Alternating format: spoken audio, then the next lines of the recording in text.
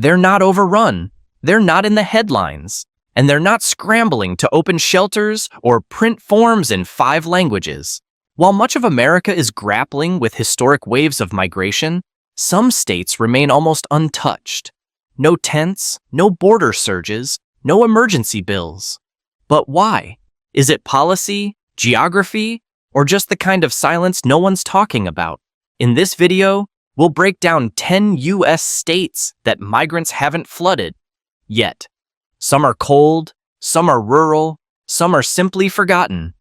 But all of them show what America looks like before the wave hits, or if it never does. Number 10, West Virginia. It's quiet, it's rural, and in 2025, West Virginia remains one of the few U.S. states untouched by large-scale immigration. While border states and coastal metros are seeing housing shortages, overflowing shelters, and record-breaking asylum requests, West Virginia stays under the radar.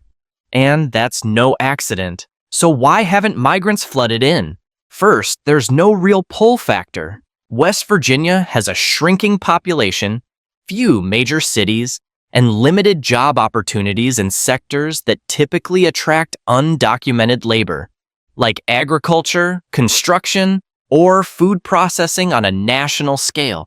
Second, infrastructure plays a role. Public transportation is scarce, housing stock is outdated, and social services are stretched thin even for locals. Migrants, legal or not, tend to follow networks, and here, there are almost none. But here's the twist. This isolation works both ways. While some celebrate the untouched nature of West Virginia, others warn that the state is missing out on a valuable workforce that could help revive dying towns and support aging populations. Still, for now, it remains one of the last places in America where the immigration wave hasn't arrived. Number 9, Montana. It's massive, it's cold, and it's empty. Montana remains one of the least affected states by recent immigration waves, and in 2025, that still holds true. While cities like New York, Chicago, and Los Angeles face record-level inflows, Montana moves at its own pace, quiet, spread out, and largely insulated. So what's keeping migrants out? Distance, population, and sheer geography. Montana is the 4th largest state by area, but one of the smallest by population. Cities are few and far between. Job opportunities are concentrated in ranching, mining, and tourism, sectors that don't scale easily for newcomers without networks. Then there's the weather. Harsh winters, long distances, and limited public transportation make Montana a logistical nightmare for those seeking fast access to services or urban infrastructure. It's not that the state is unwelcoming, it's just impractical. Still, some locals see this as a blessing. Schools aren't overcrowded, rent hasn't exploded, and small towns retain the rhythm of older America. While the rest of the country debates border policy, Montana stays off the map. And most here want it that way. Number 8, Mississippi. It's one of the poorest states in the U.S., and ironically, that's exactly why migrants tend to skip it. Ironically, in 2025, Mississippi remains a place with low immigration pressure, not because of policy, but because of economics. Here's the reality. There are no major pull factors. The state has a low minimum wage, high unemployment, and few immigrant support networks. Major industries like agriculture and manufacturing are shrinking or shifting automation, and that means fewer low-skilled job openings that typically attract undocumented labor. And while other states are scrambling to expand shelters, social programs, and temporary housing, Mississippi's infrastructure can barely support its own citizens. Education, healthcare, and housing systems are among the most underfunded in the nation. Migrants know this, and so they don't come. Some local leaders call this preserved stability, others call it invisible decline. Either way, Mississippi remains off the radar for mass migration, quietly existing in a parallel America, one without tents in parks or protests at City Hall. Number 7, North Dakota. It's cold, it's remote, and it's not on anyone's migration wish list. In 2025, North Dakota remains one of the least affected states by immigration flows, and that's not about border walls. It's about environment, economy, and geography. Yes, there was a short oil boom that brought in outside workers, but as the energy market cooled and automation took over, the demand for low-skill labor disappeared. Today, the job market is highly specialized: energy, machinery, logistics, and there's very little incentive for migrants to come here and stay. Then there's the climate. Brutal winters, long commutes, and miles between towns make integration difficult, especially without established communities or transit options. Unlike states with warm weather and vibrant immigrant hubs, North Dakota offers isolation, not opportunity.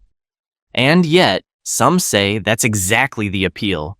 There are no overcrowded shelters, no migrant camps under bridges, no political flashpoints. For better or worse, North Dakota is frozen out of the immigration crisis, and many here quietly hope it stays that way. Number 6, Alabama. It's traditional, conservative, and rooted deep in the American South. Alabama, as of 2025, remains one of the least impacted states by large-scale immigration, and that's not by coincidence, it's by design. Unlike other southern states like Texas or Florida, Alabama has limited economic draw for new arrivals. Industrial jobs have declined, agriculture is increasingly mechanized, and urban centers like Birmingham or Mobile haven't reached the size or diversity to form true immigrant anchor communities. Simply put, there's no critical mass to attract more. Culturally, Alabama is resistant to rapid demographic change. Local policies are often unfriendly toward undocumented residents, and the state has taken a hardline stance on identification, labor enforcement, and school enrollment, all of which send a clear message. Yet, at the same time, this has insulated Alabama from the pressures other states now face. No tent cities, no emergency housing crisis, no overflowing shelters. Some see that as protection, others call it missed opportunity. But for now, Alabama remains untouched and largely uninterested in changing that.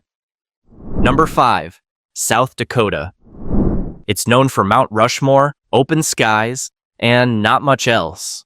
And that's exactly why, in 2025, South Dakota remains largely untouched by the immigration surge sweeping other parts of America. There's no border, no international airport hub, and no dense urban centers to absorb large migrant communities. While states like California and Arizona feel the pressure in real time, South Dakota stays out of the headlines and out of the equation. The economy here is small, rural, and built around agriculture, energy, and tourism, industries that require seasonal labor but don't foster long-term settlement. And without existing support systems or immigrant enclaves, newcomers simply don't stay. Add to that the harsh winters, geographic isolation, and politically conservative environment, and the state becomes even less appealing for large-scale migration. It's not hostile, it's just invisible.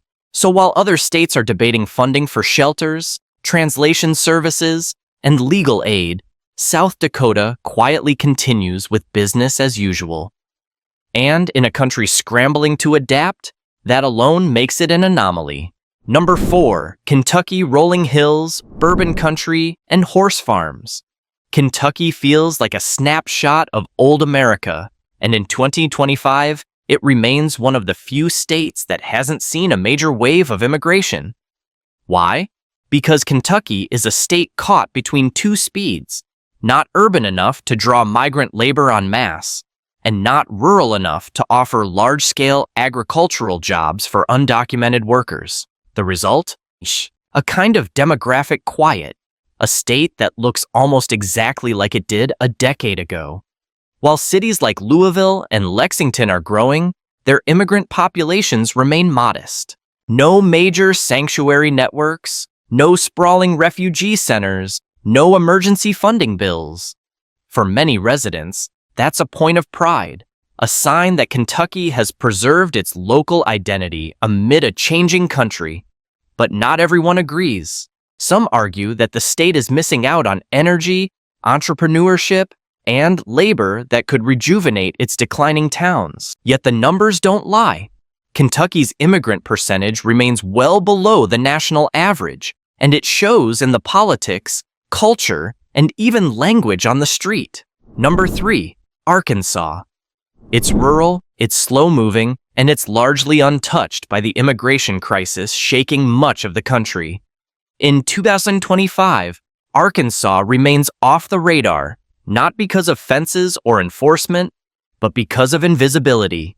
Unlike neighboring Texas, Arkansas doesn't sit on the front line of immigration routes. It has no massive international airports, no dense metro draw, and limited job magnets for migrant labor. Agricultural work exists: poultry, rice, soybeans, but much of it is mechanized or locally staffed. As a result, the flow of undocumented workers stays light and the system stays quiet. Culturally, Arkansas leans conservative and cautious. Public sentiment toward immigration is firm but unagitated. There's no political chaos, no packed shelters, no media hysteria, just long roads, small towns, and a sense that everything here is a little more self-contained. Still, some officials quietly worry. The population is aging, industries are short-staffed, and without new labor or economic migrants, some parts of Arkansas may slowly fade. But for now, it remains one of the few places in America where immigration simply hasn't arrived in force. Number 2, Wyoming. Big skies, wide plains, and almost no one around. Wyoming is the most sparsely populated state in America, and in 2025, it remains one of the least touched by immigration trends. Why? Because there's nothing here to pull them in, and a whole lot keeping them out. Wyoming has no major cities, no dense transit systems, and few large-scale employers hiring low-wage labor. The industries that do exist, mining, energy, ranching, are capital-intensive, not people-driven. That means few entry-level jobs, especially for migrants without fluent English or documentation. And here's another factor: geographic isolation. With miles between towns and winters that stretch for months, Wyoming offers little in the way of support networks or immigrant communities. There's no buzz of opportunity, no second cousin with a job lead, no neighborhood where you can figure it out. Just cold, distance, and space. That's kept Wyoming off the immigration map, and many here want it to stay that way. The upside? No crisis headlines, no infrastructure strain, no political battles. Just quiet. The downside? A shrinking workforce and small towns that may disappear without renewal. Number 1. Maine forests, fishing towns, and foggy coastlines. Maine is about as far from the southern border as you can get, and in 2025, it stands as one of the last holdouts against mass migration trends. It's not because of harsh laws or high walls. It's geography. Maine is remote, aging, and quiet. There are no megacities to vanish into, no sprawling job markets, no international corridors pushing new arrivals north. For migrants seeking opportunity and community, Maine often isn't even on the map. Even Portland, the state's largest city, has only a modest immigrant population compared to metros in the south or west. Outside of that, small towns, aging populations, and local economies built on fishing, timber, and seasonal tourism, industries with little space for large-scale immigration. And yet, there's a paradox here. Maine desperately needs people. Small towns are emptying out. Employers can't fill basic positions. Schools are consolidating because there aren't enough children. But even with that need, migration hasn't arrived in force. There's no critical mass, no infrastructure to absorb it, and no movement to create it. For now, Maine remains demographically frozen, a place where time moves slower and the winds of change haven't reached the rocky coast.